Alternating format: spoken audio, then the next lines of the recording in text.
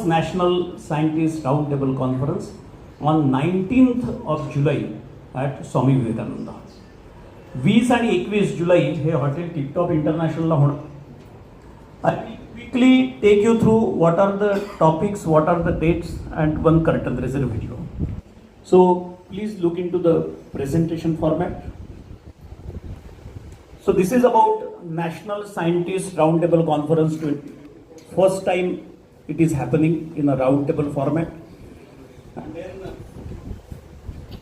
the aim and objective of this is, I will not get into all those details, but to inspire a path to new discoveries at unparalleled speed and scale with the sustainability.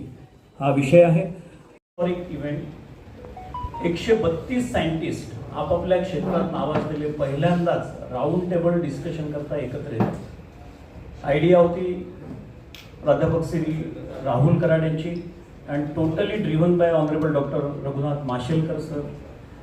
विकसित भारत 2047 अशी संकल्पना घेऊन doctor Mashelkar sir, doctor Bhatkar sir या संपूर्ण याचं दायित्व दोघांकडे आहे आणि they are driving this conference. ही मंडळी त्यांच्या फील्डमध्ये रिसर्चमध्ये खूप मातब्बर आहे. काही 4-8 महिन्यापूर्वी ही जी काही कल्पना पुढे आली, तर मला एवढंच तुम्हाला सगळ्यांना सांगायचं आहे पत्रकार बंधूंना की देशामध्ये एवढा मोठा देश चालतो, तर देशामध्ये शेकडो सायंटिस्ट वेगवेगळ्या एरियामध्ये काम करत आहेत आणि MITच्या माध्यमातून विद्यार्थ्यांच्या बेनिफिटसाठी काय काय केलं जातं, MITचं हे सगळं तुम्हाला जाणीव आहे.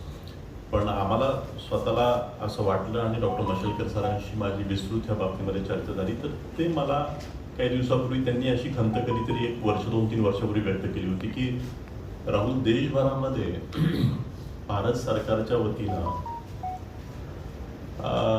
त्यांचं जे काही मेकॅनिझम आहे, एवढ्या IITs आहेत, बाकीचं सगळं, पण प्रायव्हेटली अशा प्रकारे शास्त्रज्ञांचं एकत्रीकरण करून अशा प्रकारचं व्हिजन कुठल्याही प्रायव्हेट संस्थेने देशामध्ये दाखवलेलं नाही.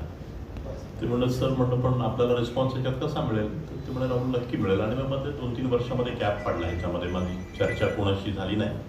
आणि परत मग योगायोगाने अशोक जोशीजी हे तर्कतीर्थ लक्ष्मण शास्त्री जोशी साहेबांचे पुतणे अमेरिकेमध्ये 150 पेटंट आहेत त्यांच्या नावावर आणि खूप चांगलं काम त्यांनी केलेलं आहे. COEPचे ग्रॅज्युएट आहेत, कराड सरांचे मित्र आहेत आणि गेल्या 5 वर्षापासून MITच्या विकासामध्ये खूप मोठं कॉन्ट्रीब्यूट करत आहेत. मी त्यांना म्हणालो की सर, ही कल्पना डॉक्टर माशेलकर सरांशी माझं ह्याच्याविषयी चर्चा झाली होती, तर असं आपण जर काही करू शकलो तर खूप चांगलं होईल.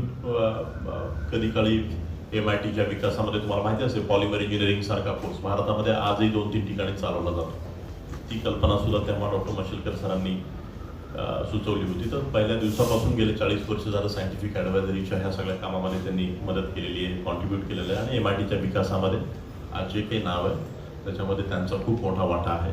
आणि ऑफकोर्स डॉक्टर भटकर सरांची पुन्हा माशेलकर सरांच्या नंतर 20 वर्षानंतर पुन्हा भेट झाली, 25 वर्षापूर्वी आमच्या वडिलांची. आणि मग हा जो काही गुणाकार आणि त्यातनं MITचा सगळा विकास, हे सगळं आपल्याला माहितीच आहे.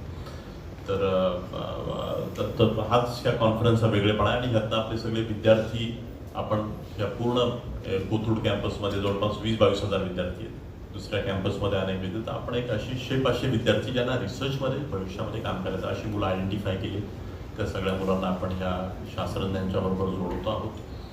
तशाच प्रकारे आपल्या संस्थेत आणि महाराष्ट्रातनं सुद्धा संस्थांमधनं असे काही रिसर्चवर फोकस करणारे जे काही शिक्षक आहेत त्यांचं सुद्धा आयडेंटिफिकेशन आपण केलेलं आहे. ते सगळे ह्या सगळ्या शास्त्रज्ञांच्या बरोबर जोडले जाणार आहेत. तर त्याच्यामुळे हा एक असा वेगळेपणा, याच्यात आपण पुढच्या काळामध्ये अवॉर्डसुद्धा काही चांगल्या शास्त्रज्ञांना देण्याचा आपला मानस आहे.